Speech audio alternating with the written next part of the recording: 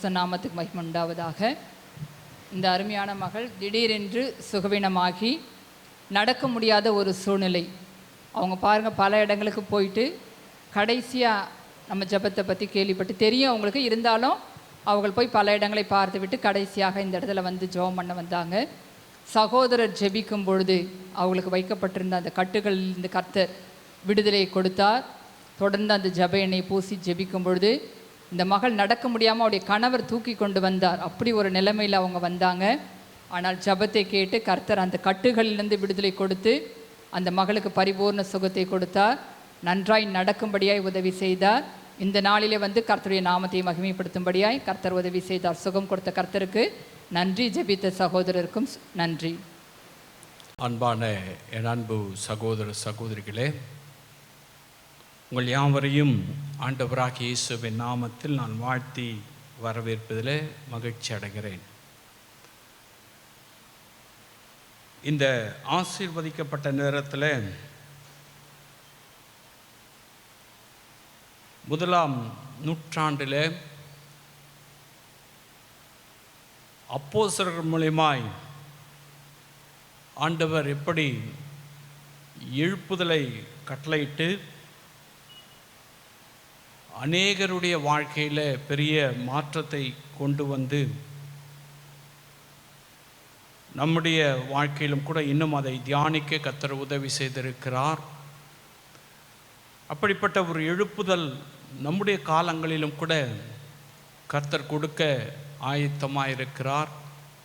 அந்த எழுப்புதலுக்காகத்தான் நாம் ஜெபிக்கிறோம், அதற்காகத்தான் நாம் கூடி வந்திருக்கிறோம். பிரியமானவர்களே, வேதத்திலிருந்து ஒரு பகுதியை நாம் வாசிக்கலாம். அப்போஸ்தலர் நடபடிக்கை புஸ்தகம் 9ஆம் அதிகாரம் 34, 35 வசனங்களை வாசிக்கலாம். பேதுரு அவனை பார்த்து ஐனேயாவே, இயேசு கிறிஸ்து உன்னை குணமாக்குகிறார். நீ எழுந்து உன் படுக்கையை நீயே போட்டுக்கொள் என்றான். உடனே அவன் எழுந்திருந்தான். லித்தாவிலும் சாரோனில் குடியிருந்தவர்கள் எல்லாரும் அவனை கண்டு கர்த்தரிடத்தில் திரும்பினார்கள். ஹல்லேலூயா. பிரியமானவர்களே, இங்கு லித்தா என்று சொல்லுகிற ஒரு ஊர், அந்த ஊரிலே அது பக்கத்தில் இருக்கிற சாரோன் என்ற பகுதியில் ஒரு பெரிய எழுப்புதலை பேதுரு மூலமாய் கர்த்தர் கொண்டு வருகிறார். பாருங்க, 8 வருஷமா ஒருத்தன் படுத்த படுக்கையா திமிர்வாதத்தோடு கூட அவன் இருக்கிறான். அப்படி இருக்கிற ஒரு நபரை பேதுரு பரிசுத்தவான்களை பார்க்கும்படியாக இந்த லித்தா பட்டணத்துக்கு போறார். நீங்கள் அது 32வது வசனத்தில் வாசி பார்க்கும் பொழுது பேதுரு போய் எல்லாரையும் சந்தித்து வருகையில் அவன் லித்தா ஊரிலே குடியிருக்கிற பரிசுத்தவான்களிடத்திற்கும் போனான். பாருங்க, அங்குதான் ஒரு மனுஷன் படுத்து கிடக்கிறான். அவன் ஒருவேளை ரட்சிப்புள்ள வந்திருக்கலாம், அவன் ஒருவேளை பரிசுத்தவானா இருக்கலாம். ஆனால் அவனுக்கு ஒரு வியாதி, 8 வருஷமா அவனால் செயல்பட முடியாத ஒரு வியாதியில், ஒரு கட்டில் அவன் இருக்கிறான். பேதுரு அந்த இடத்துக்கு போகிறாரு. அவர் ஒன்றும் பிரசங்கம் பண்ணலை, அங்கே போய் விசிட் பண்ண போகிறாரு. அப்படி விசிட் பண்ண போகிற இடத்துல இந்த 8 வருஷமாக படுத்து கிடக்கிற ஐனேயா என்று சொல்லுகிற நபரை பார்க்கிறார். இந்த ஐனையாவை பார்த்து அவர் ஒரு காரியத்தை சொல்றார். என்ன சொல்றாருன்னா, இயேசு கிறிஸ்து உன்னை குணமாக்குகிறார். ஹல்லேலூயா. இயேசு கிறிஸ்து உன்னை குணமாக்குகிறார். பிரியமானவர்களே, இந்த வார்த்தை அதிகாரமுள்ள ஒரு வார்த்தை. இந்த வார்த்தை குணமளிக்கக்கூடிய விசுவாச வார்த்தை. இந்த வார்த்தை ஒரு மனிதனுடைய வாழ்க்கையை புரட்டி போடக்கூடிய ஒரு வார்த்தை. பேதுரு நான் உன்னை குணமாக்குகிறேன்னு சொல்லலை, அல்லது நான் உனக்காக ஜெபம் பண்ணுறேன் அப்படின்னு சொல்லலை, அல்லது நான் உபவாசம் இருந்து எல்லாரும் கூடி ஜெபிக்கிறோன்னு சொல்லலை. அதெல்லாம் தேவைதான், அதெல்லாம் கூடி ஜெபம் பண்ணோம், அப்படி ஜெபத்தின் மூலமா ஆண்டவர் கிரியை செய்கிறார். ஆனால் இந்த இடத்துல பாருங்க, ஒரே ஒரு வார்த்தை தான் சொல்றாரு, அதிகாரமுள்ள வார்த்தை. நான் உன்னை குணமாக்க முடியாது, இயேசு தான் உன்னை குணமாக்க முடியும் என்பதை தெளிவாய் திட்டமாய் அவர் சொல்றார். இயேசு கிறிஸ்து உன்னை குணமாக்குகிறார். பிரியமானவர்களை, எழுப்புதல் காலத்தில் இயேசு கிறிஸ்துவின் நாமத்தை பயன்படுத்தும் பொழுதுதான் எழுப்புதல் உண்டாகும். எழுப்புதல் நாட்களிலே அற்புதத்தை பெற்றுக்கொள்ள இயேசுவை அல்லாமல் வேறு ஒரு நாமம் இல்லை. இன்றைக்கு அநேகருடைய சபைகளிலும் சரி, அல்லது சிலருடைய தனிப்பட்ட வாழ்க்கையிலும் சரி, இயேசுவின் நாமத்தை அறிக்கையிடுவதற்கு ஏனோ சில இடர்பாடுகள் உண்டு, சில வியாக்கியானங்கள் உண்டு. சில காரியங்களிலே பார்த்தோம் சொன்னாக்கா அதுக்கு மறுப்பு தெரிவிக்கிறவர்களும் உண்டு. இயேசுவின் நாமத்தை அறிக்கையிடாதவன் அந்தி கிறிஸ்து.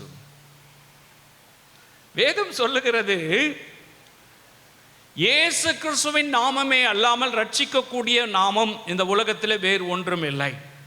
அவரை அல்லாமல் ரட்சிப்பு நமக்கு இல்லை. பாருங்க, இன்னைக்கு நிறைய பேர் தங்களுடைய பேர் புகழுக்காக ஊழியத்துக்கு வருவாங்க. பாருங்க, நம்முடைய பேர் பிரஸ்தாபத்துக்காக ஊழியத்தை பலமாய் கட்டி எழுப்புவார்கள். பேதுரு தன்னுடைய பேர் பிரஸ்தாபத்தை விரும்பல, தன்னுடைய ஊழியத்தை எஸ்டாப்ளிஷ் பண்ணணும்னு விரும்பல, தன்னுடைய ஊழியத்துக்காக மேன்மையை சேர்க்கணும்னு அவர் விரும்பல.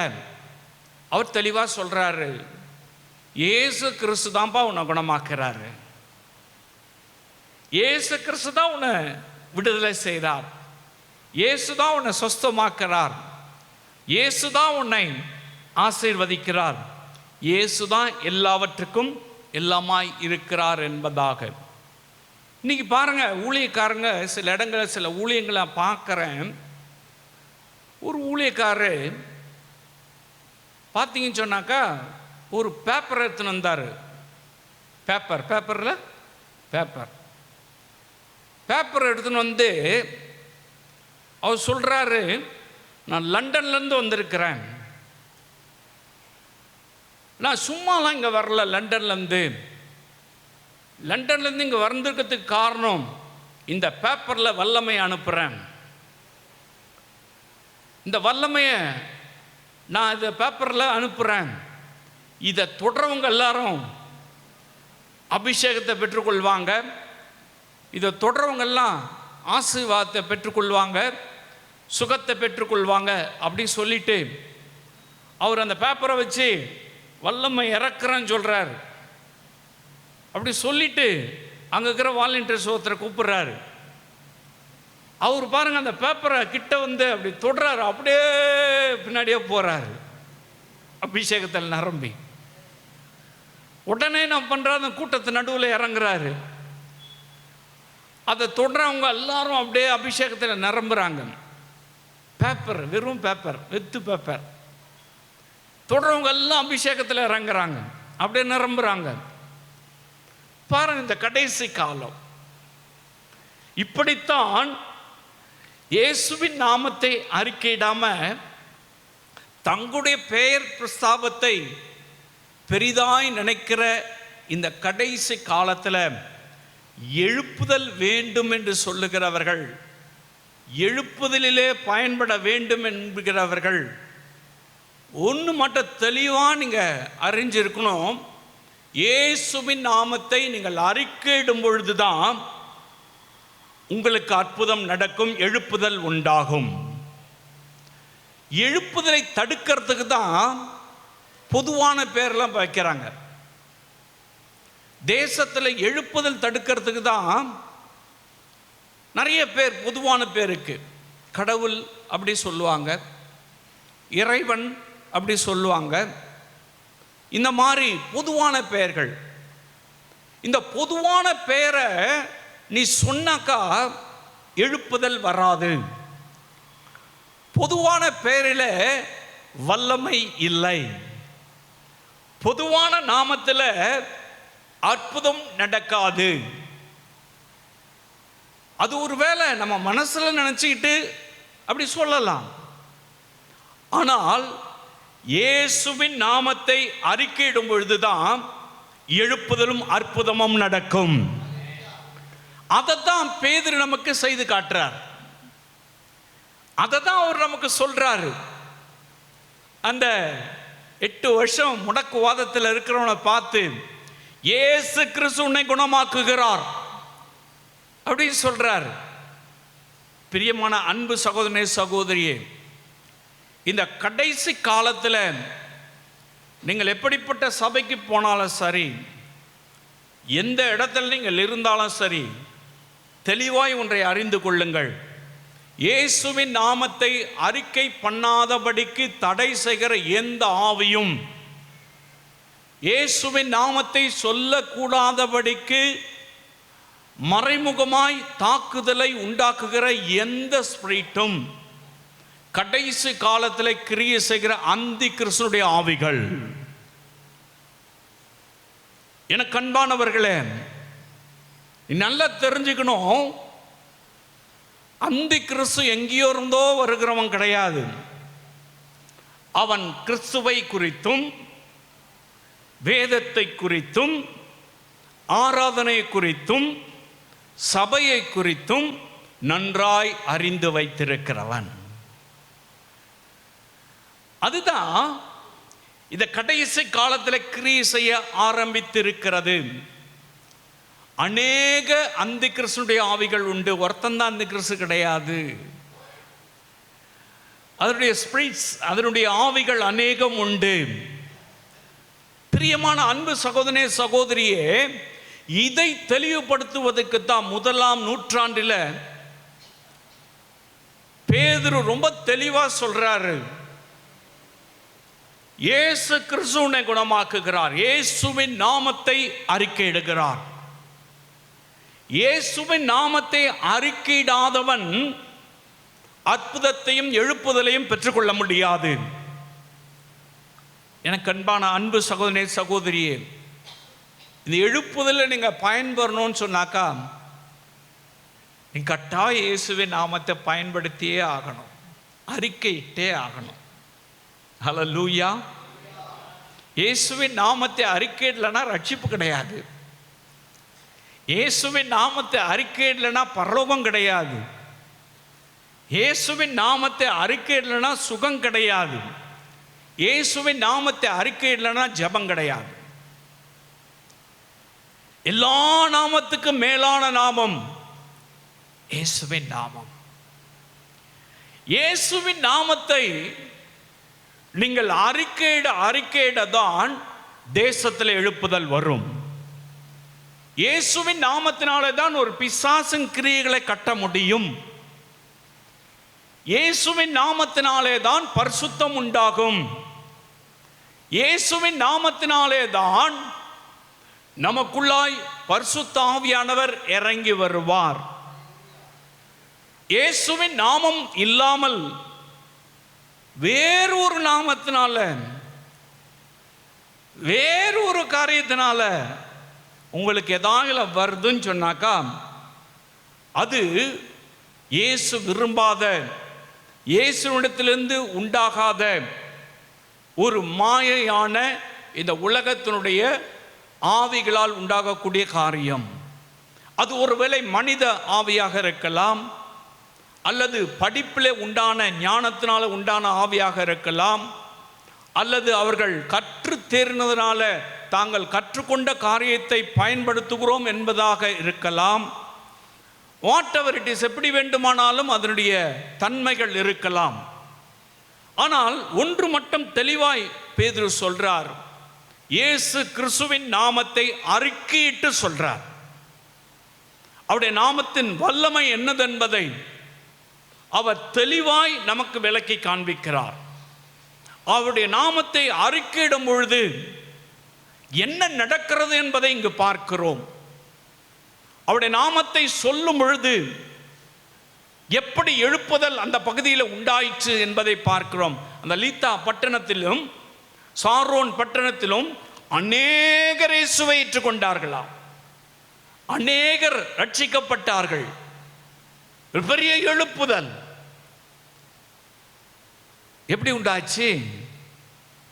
பேதுருவால உண்டாகல, இயேசு கிறிஸ்துவின் நாமத்தினால உண்டாயிற்று. ஹல்லேலூயா. இங்க பாருங்க, அவர் சொல்றாரு இயேசு கிறிஸ்துன்னு தெளிவா சொல்றார். கிரைஸ்ட், இயேசு கிறிஸ்து அப்படி சொல்றார். இயேசு மட்டும் சொல்லலங்க, இயேசு கிறிஸ்து அப்படின்றார். அப்ப இங்க ட்ரினிட்டியை குறிப்பிடுகிறார், திரித்துவத்தை குறிப்பிட்டு அவர்தான் பிதாவாகிய தேவன், அவர்தான் பரிசுத்த ஆவியானவர், அவர்தான் கிரைஸ்ட் என்பதாக அவர் தெளிவாய் இயேசு கிறிஸ்து உன்னை குணமாக்குகிறார் என்பதாக ரொம்ப தெளிவா நமக்கு சொல்லிக் கொடுக்கிறார். இந்த கடைசி காலத்தில் எழுப்புதலுக்காக நீங்க ஜெபிக்கிற, நீங்க எப்படி ஜெபம் பண்றீங்க? எப்படி இயேசுவின் நாமத்தை நீங்கள் அறிக்கையிடுறீங்க? இயேசு கிறிஸ்துவின் நாமத்தை எப்படி நீங்க சொல்றீங்க? அப்படி சொல்ல சொல்ல சொல்லதான் உங்களுக்குள்ள அந்த வல்லமை கிரியை செய்ய ஆரம்பிக்கும். இயேசு கிறிஸ்துவின் நாமத்தை சொல்ல சொல்லதான் எல்லா டார்க்னஸும் விலகும். இயேசு கிறிஸ்துவின் நாமத்தை சொல்ல சொல்லதான் தேசத்தில் இயேசுவின் நாமம் மகிமைப்பட்டு அநேகர் ரட்சிக்கப்படுவார்கள். ஒரு எழுப்புதல் உண்டாகும். உங்க சபையில் என்ன சொல்றாங்க? எப்படி எழுப்புதல் வரும்? உங்க சபையில் என்ன பேசுறாங்க? எப்படி எழுப்புதல் உண்டாகும்? பேதுரு ஏற்றுக்கொள்வாங்க, பேதுரு மூலமாய் நடந்த அற்புதத்தை ஏற்றுக்கொள்வாங்க. ஆனா பேதுரு சொல்ற காரியத்தை தங்கள் வாயினால அறிக்கையிட மாட்டாங்க. ஏதோ ஒரு முறை சொல்லிட்டு விட்டுருவாங்க, கடமைக்கு, வேற வழி இல்லைல்ல, மற்றவங்க என்ன கேட்பாங்கல்ல. பிரியமானவர்களே, கடைசி காலத்தில் இருக்கிறோம். நீங்கள் தெளிவடைய வேண்டும் என்று சொன்னா, பேதுரு நமக்கு தெளிவாய் அபிஷேகத்தை பெற்ற பின்பதாக பரிசுத்த ஆவியானவருடைய ஏவுதனாலே ஊழியம் செய்யும் பொழுது அவர் காலத்தில் எப்படி எழுப்புதல் உண்டாயிற்று என்பதை அவர் விளக்கி சொல்லும் பொழுது அவர் தெளிவா சொல்றாரு, இயேசு கிறிஸ்துவின் நாமத்தினாலே தான் அற்புதம் நடக்கிறது உனக்கு. இயேசு கிறிஸ்துவின் நாமத்தினாலே தான் நீ சுகமாகிற. உன்னை குணமாக்குகிறவர் அவர்தான். என்னிடத்தில் எந்த வல்லமையும் இல்லை, என்னிடத்தில் எந்த முகாந்திரமும் இல்லை. உன்னை குணமாக்குகிறவர், உனக்கு அற்புதம் செய்கிறவர், உன் நிமித்தமாய் தேசத்திலே எழுப்புதலை ஆண்டவர் கொண்டு வருகிறவர் இயேசு கிறிஸ்து என்ற நாமம் என்பதை ரொம்ப தெளிவா அழகா சொல்றார். ஹல்லேலூயா. எனக்கு இயேசுவின் நாமத்தை அறிக்கையிடாமலே எழுப்புதல் வந்துடும் சொன்னாக்கா எப்படி எழுப்புதல் வரும்? ஃப்ரண்ட்லைன் சர்ச்சஸ், ஆதிகால சபைகள் என்ன சொல்றாங்க? கொஞ்சம் ஆராய்ஞ்சு பாருங்க. இயேசுவின் நாமத்தை, இயேசு கிறிஸ்துவின் நாமத்தை சொல்றாங்களா? ஆதி அப்போஸ்தலர் நாட்களிலே 1ஆம் நூற்றாண்டில் எழுப்புதல் காலத்தில் பேதுரு இயேசு கிறிஸ்துவின் நாமத்தை பயன்படுத்தி இயேசுவின் நாமத்தினாலே சுகத்தை அந்த மனிதனுக்கு கொடுத்தார். பிரியமானவர்கள், இந்த எழுப்புதல் காலத்தில் நாவினால் அறிக்கையிடுகிறது முக்கியம். யார் அற்புதம் செய்கிறார்கள் என்பது, யார் மூலமாய் அற்புதம் நடக்கிறது, யார் அற்புதம் செய்ய முடியும், யார் எழுப்புதலை கட்டளையிட முடியும். எந்த மனுஷன் பிரசங்கம் பண்ணாலும் எழுப்புதல் வராது. என்னதான் உழுந்து உழுந்து தியானிச்சு உருண்டு புரண்டு உபவாசம் எடுத்து நீ ஜெபம் பண்ணி நான் பிரசங்கம் பண்ணுறதுனால மனம் திரும்பிடுவானா? யாரும் மனம் திரும்ப மாட்டான். இயேசுவின் நாமமே அல்லாமல் ரட்சிப்பு இந்த உலகத்தில் இல்லை. இயேசுவின் நாமம் மாத்திரம்தான் ஒரு மனிதனை மனம் திரும்ப செய்ய முடியும். ஒரு மனிதனுடைய வாழ்க்கை திருப்பி போட முடியும். ஒரு மனிதனுடைய வாழ்க்கையில் அற்புதத்தை செய்ய முடியும். இந்த மனிதனுடைய வாழ்க்கையில் 8 வருடமாய் இருந்ததை திருப்பி போட்டது இயேசுவின் நாமம். அதனால்தான் அவர் தைரியமா சொல்றாரு, இயேசு கிறிஸ்துவின் நாமத்தினாலே உனக்கு சுகம் உண்டாகிறது, நீ குணமாகிறாய். ஹல்லேலூயா. எழுப்புதல் காலத்தில் எப்படி நீங்க பயன்படுத்துறீங்க இயேசுவின் நாமத்தை? எழுப்புதல் காலத்தில் அதிகமாக இயேசுவின் நாமத்தை பயன்படுத்தணும். இயேசு கிறிஸ்துவின் நாமத்தை. அது ரெண்டுமே நீங்க எப்பவுமே சேர்த்து சொல்லணும். இயேசு கிறிஸ்து, ஏன்னா அவர் தான் பிதா, அவர் தான் கிரைஸ்ட். அதை சேர்த்து அழகா சொல்றாரு, இயேசு கிறிஸ்து அப்படி சொல்லி. ஹல்லேலூயா. அப்ப பாருங்க, எனக்கு அன்பானவர்களே, அதுல ஒரு வல்லமை இருக்கு, இன்னும் கூடுதல் வல்லமை இருக்கு. இயேசு கிறிஸ்து என்று சொல்லும் பொழுது, எனக்கு அன்பான அன்பு சகோதரனே சகோதரி, எழுப்புதல் காலத்தில் நீங்கள் இயேசு கிறிஸ்துவின் நாமத்தை பயன்படுத்துகிறவர்களை தான் கர்த்தர் பயன்படுத்த முடியும். மீதியெல்லாம் சும்மா ஏதோ டைம் பாஸிங்காக, ஏதோ ஒரு கடமைக்காக சொல்லப்படுகிற காரியமாகத்தான் போகுமே தவிர, இயேசுவின் நாமத்தை அறிக்கையிடாத எந்த இடத்திலும் ஆவியானவர் கிரியை செய்ய முடியாது, அற்புதங்கள் நடக்காது. ஹல்லேலூயா. இப்போ எழுப்புதல் வரணும்னாக்கா நீங்கள் இயேசுவின் நாமத்தை, இயேசு கிறிஸ்துவின் நாமத்தை அதிகமாய் சொல்லி ஜெபிக்கணும். இயேசு கிறிஸ்து உன்னை குணமாக்குகிறான்னு சொல்லணும். இயேசு கிறிஸ்து உன்னை நேசிக்கிறான்னு சொல்லணும். இயேசு கிறிஸ்து உனக்கு அற்புதம் செய்வான்னு சொல்லணும். இயேசு கிறிஸ்து உன் பாவங்களை மன்னிப்பான்னு சொல்லணும். இயேசு கிறிஸ்து உனக்கு விடுதலை தருவான்னு சொல்லணும். இயேசு கிறிஸ்து தான் எல்லாவற்றுக்கும் மேலானவர் என்பதை நீங்கள் சொல்லணும். அப்படி சொல்லும் பொழுதுதான் எழுப்புதல் வரும்.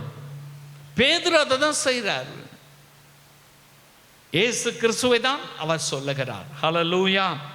இரண்டாவது என்ன சொல்றார் பாருங்க, அதே 34ஆம் வசனத்துல, நீ எழுந்து உன் படுக்கையை நீயே போட்டுக்கொள் என்றான். நீயே போட்டுக்கொள் என்றார். பாருங்க, ரெண்டாவது அவனை பார்த்து சொல்றாரு, நீ எழுந்திரு,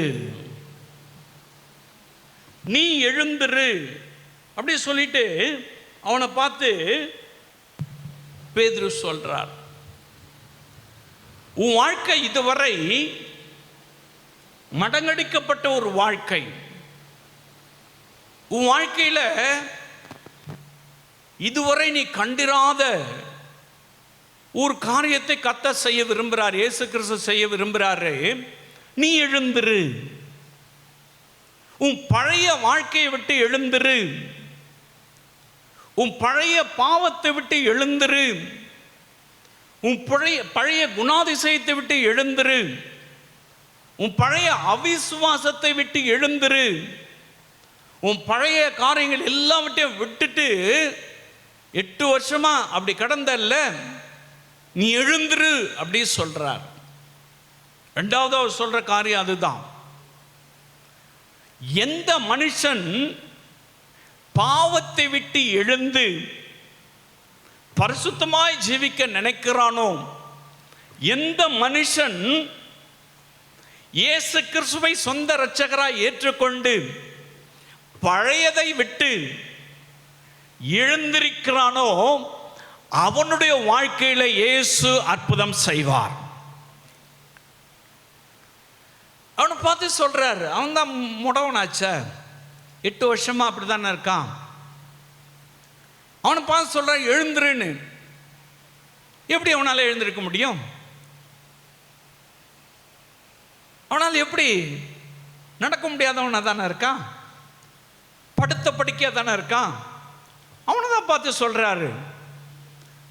அது ஒருவேளை பார்க்கறதுக்கு ஐடியலா இதுதான் முட்டாள்தனமா இருக்க.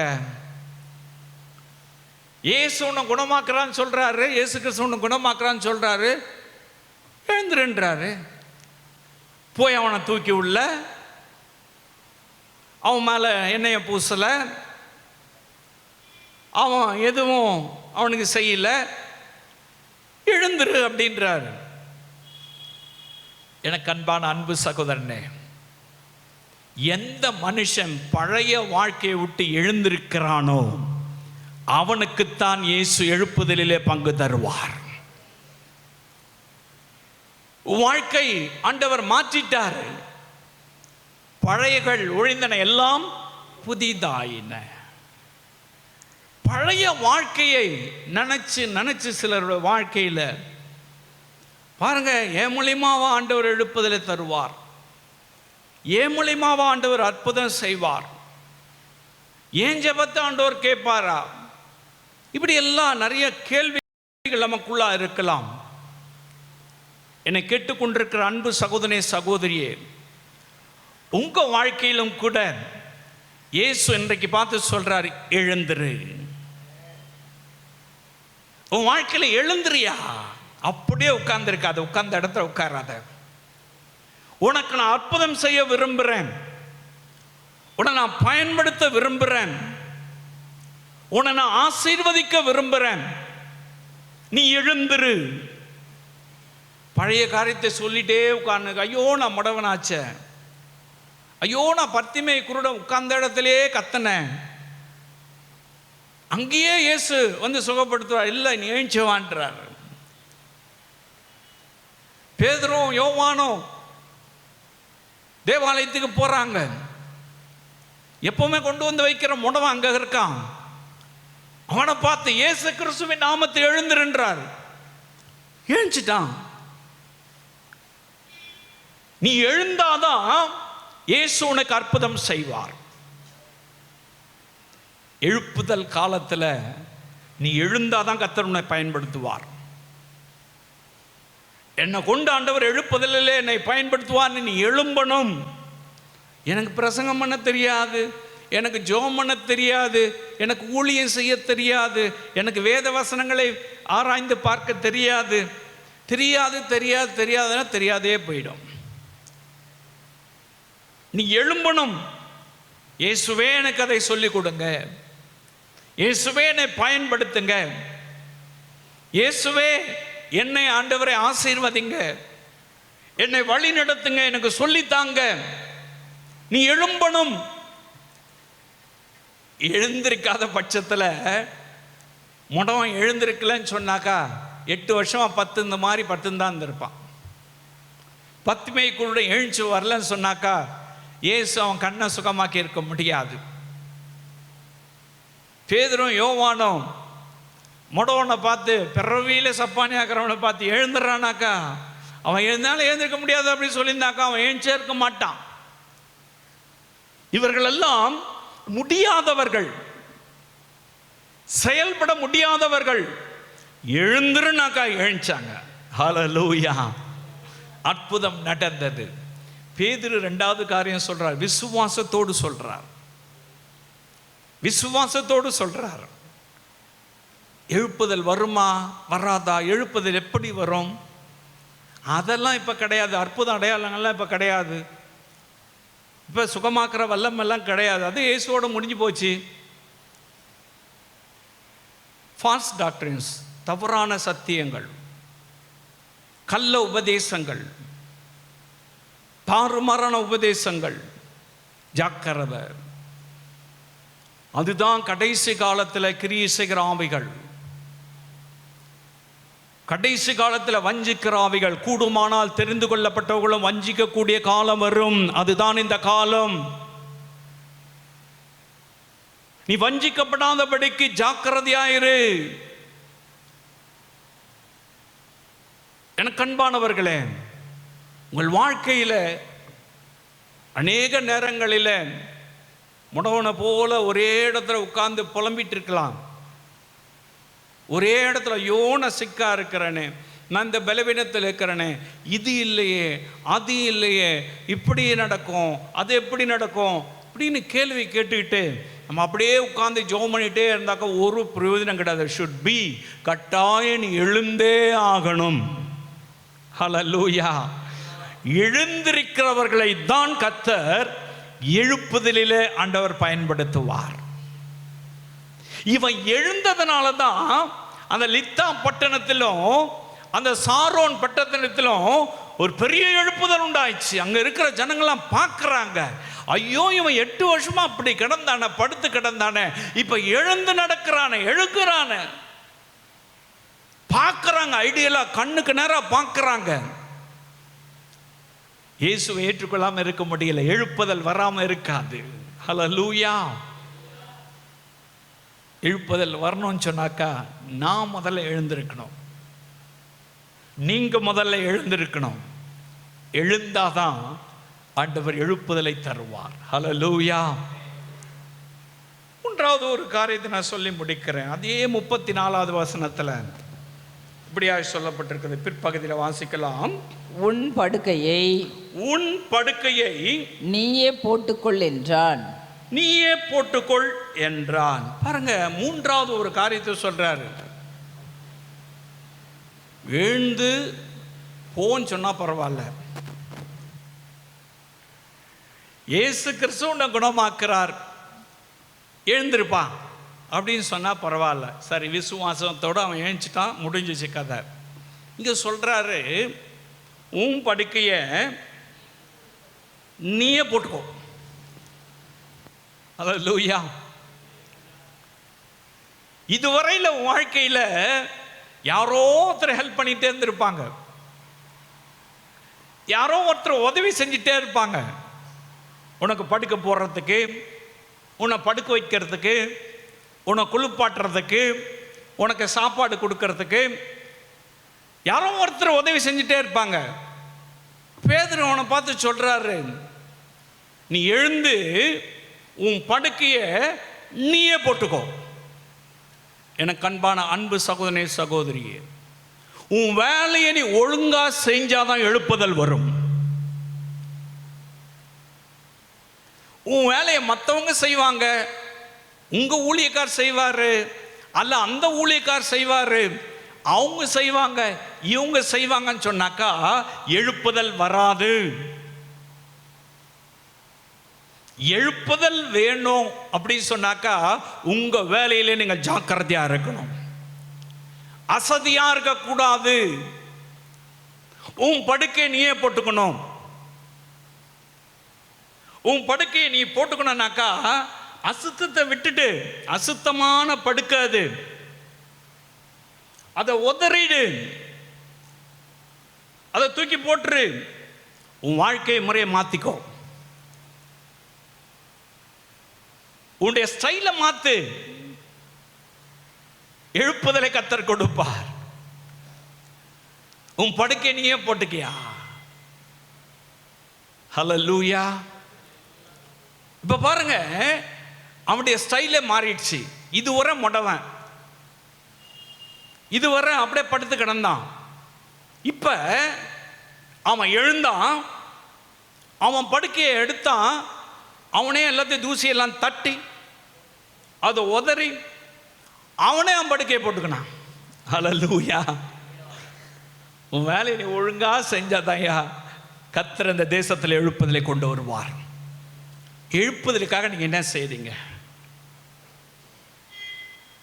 ஜோம் பண்ண சொன்னாக்கா எல்லா காரணத்தையும் சொல்லுவோம். எழுப்புதலுக்கு ஜோம் பண்றதுக்கு அநேக காரணங்கள் உண்டு. அன்னைக்கு தான் எல்லாமே வரும். பாருங்க, நீ எழுப்புதலுக்காக ஜோம் பண்ண சொன்னா, உன் வேலையை நீ ஒழுங்கா செய்யலன்னு சொன்னாக்கா கர்த்தர் உன்னை கணக்கு கேட்பார். கர்த்தர் உன்னை கணக்கு கேட்பார், கட்டாயம் கேட்பார். நீங்க 1008 சாக்கு போக்கு சொல்லலாம். எழுப்புதற்காக ஜெபிக்கிற ஜெபம் என்பது ஒரு விசேஷமானது. மற்ற இடங்களில் போய் சொல்றது போறதெல்லாம் வேற விஷயம். தேசத்துக்காக, உலக நாடுகளுக்காக எழுப்புதற்காக ஜெபிப்பது என்பது வித்தியாசமானது. பாருங்க, அந்த வேலையில நம்ம உண்மையா இல்லைன்னு சொன்னாக்கா, அந்த வேலையை நம்ம செய்ய முடியாது அப்படின்னு சொன்னாக்கா, எப்படி ஆண்டவர் உன்னை எழுப்புதலை பயன்படுத்துவாரு? எப்படி தேசத்தில் எழுப்புதல் வரும்?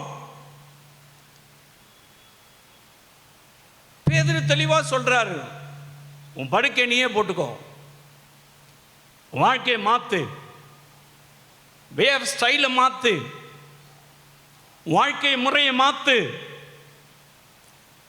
இதுவரை டிபெண்ட் பண்ணி இருந்த வாழ்க்கை போதும், இதுவரை சார்ந்திருந்த வாழ்க்கை போதும். யாரோ ஒருவர் ஜெபிப்பது, ஏதோ கூட்டத்தில் உட்கார்ந்து கேட்டுட்டு போறது, ஏதோ ஒரு காரியத்தை கொடுத்துட்டு போறது, அது மட்டும் போதாது. எழுப்புதலிலே உங்கள் பங்கு அவசியம். ஈச் அண்ட் எவ்ரிபடி, ஒவ்வொருடைய பங்கும் அவசியம். உங்க பங்கு எப்படி இருக்கு? வேலையை நீ செய், வேலையை நீ செய். எழுப்புதல் காரியத்தில் ஊழியம் இருக்கலாம், தனிப்பட்ட வேலைகள் இருக்கலாம், நிறைய பிரச்சனைகள் எல்லாருக்கும் இருந்துகிட்டே தான் இருக்கும். ஒரு நாளும் எந்த இதுவும் இல்லாமல் இருக்காது, எல்லாருக்கும் எல்லாம் இருந்துகிட்டே தான் இருக்கும். ஆனால் உங்களுக்கு கொடுக்கப்பட்டிருக்கிற ரெஸ்பான்சிபிலிட்டி, உங்களுக்கு கொடுக்கப்பட்டிருக்கிற பொறுப்பு, உங்களை போஷிக்கிற ஆண்டவர், உங்களுக்கு உதவி செய்கிற ஆண்டவர், உங்களுக்கு ஆண்டவர் எவ்வளவோ நன்மைகளை செய்திருக்கிறார், மன்னித்திருக்கிறார், விடுதலை தந்திருக்கிறார், சுகம் தந்திருக்கிறார். உன் வேலையை நீ செய்யன்னு சொன்னாக்கா, என் வேலையை நான் செய்ய முடியாது அப்படின்னாக்கா, பேதுரு அந்த இடத்துல சொன்ன அந்த வார்த்தைகளுக்கு மரியாதை இல்லாமல் போயிருக்கும், அல்லது அந்த வார்த்தைகள் அங்கே எடுபட்டு போயிருக்காது, எழுப்புதல் வந்திருக்காது.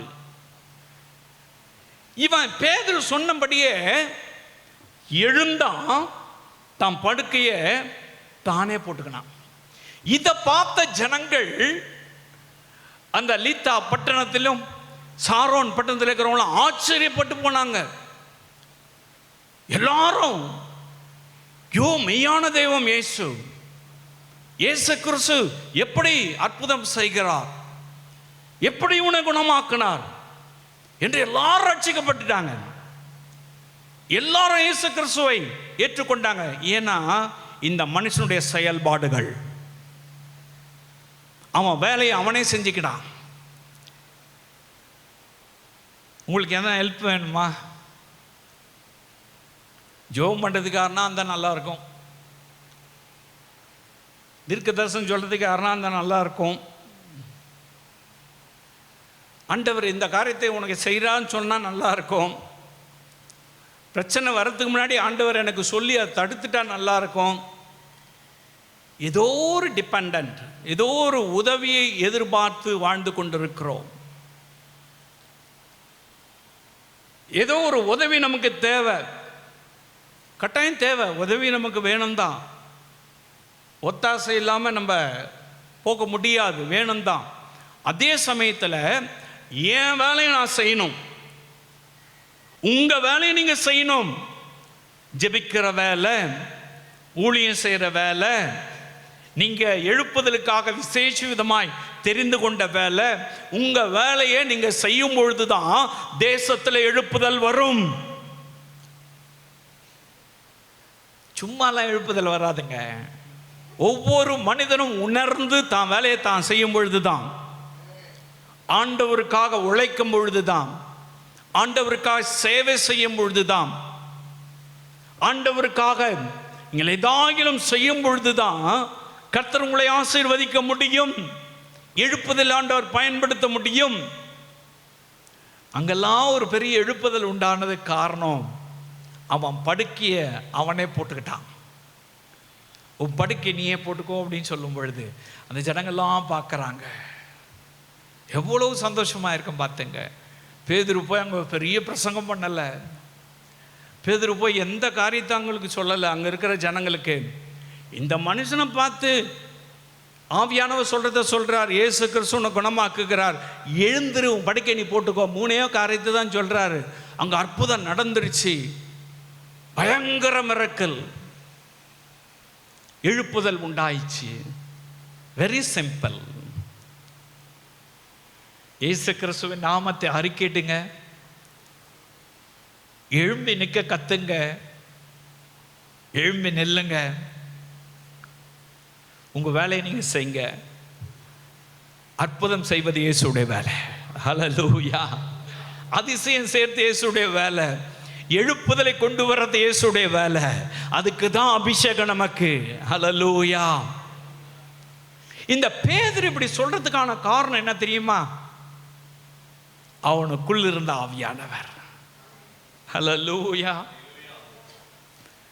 அவனுக்குள்ள இருந்த அபிஷேகம், அவன் மேல இருந்த அபிஷேகம் அப்படி அவனை பேச வச்சார், அப்படி அவனை சொல்ல வச்சார். இன்னைக்கு ஆண்டவர் அதே அபிஷேகத்தை நமக்கு கொடுக்க விரும்புகிறார். பேதுரு மேல என்ன அபிஷேகம் இருந்துச்சு, அதே ஆவியானவர் நம்ம மேல ஊற்ற விரும்புகிறார். இந்த எழுப்புதல் காலத்தில் அந்த அபிஷேகத்தை பெற்று அத்தாரிட்டியோடு அதிகாரத்தோடு இயேசுவின் நாமத்தை பயன்படுத்தும் போது, விசுவாசத்தோடு இயேசுவின் நாமத்தை பயன்படுத்தும் போது, என் வேலையை நான் கரெக்டாக செய்யும் பொழுது கர்த்தர் தேசத்தில் எழுப்புதலை கொண்டு வருவார். உங்கள் சபையில் கொண்டு வருவார், உங்கள் பட்டணத்தில் கொண்டு வருவார், தனிப்பட்ட வாழ்க்கையில் எழுப்புதலை ஆண்டவர் கொண்டு வருவார். ஹல்லேலூயா. எழுப்புதல் வேணுமா வேணாவா? பேதுரு மேலே இருந்த அபிஷேகம் நமக்கு தேவையில்லை. அதே ஆவியானவர் தானே இன்னைக்கு இருக்காரு. அவர்கிட்ட மாற்றம் இருக்காதுன்னா ஒன்றும் கிடையாது. என்னையும் அப்படி அபிஷேகம் பண்ணுங்க. எனக்கு அந்த அபிஷேகம் வேணும்னு நம்ம கேட்கலாமா? எல்லா கண்களை மூடி கடைசி காலத்தில் எழுப்புதலின் அக்னியை என் மேலே போடுங்கப்பா. எழுப்புதால் அபிஷேகத்தை நான் பெற்றுக்கொள்ளணும், ஆவியானவர் எனக்கு வேணும் அப்படி சொல்லி கேட்கலாம். மகா பரிசுத்தமுள்ள அன்பு தகப்பனே, இந்த சோஷியல் மீடியாவில் மூலமாய் கேட்டுக்கொண்ட ஒவ்வொருடைய வாழ்க்கையிலும் நீ பேசியிருக்கிற கிருபைக்காய் ஸ்தோத்திரம். அவர்களை ஆசீர்வதிப்பீராக. எந்த பலவீனத்திலும் ஆண்டவரே முடக்கப்பட்டிருந்தாலும் இயேசு கிறிஸ்துவின் நாமத்தில் இயேசு குணமாக்குகிறார். இயேசுவின் நாமத்தில் எழுந்திரு. இயேசு கிறிஸ்துவின் நாமத்தில் உன் படுக்கை நீயே போட்டுக்கொள்ள என்று சொல்லுகிற கர்த்தருடைய வார்த்தையின்படியாகவே இன்றைக்கு அந்த அபிஷேகத்தின் அக்கினி அவர்கள் மேலே இறங்கட்டும். சுகம் உண்டாகட்டும், கட்டுகள் அறுக்கப்படட்டும், விடுதலை உண்டாகட்டும், ஆத்துமாக்களை அறுவடை செய்யட்டும், எழுப்புதலை கட்டளையிடுவீராக இயேசுவின் நாமத்தில்.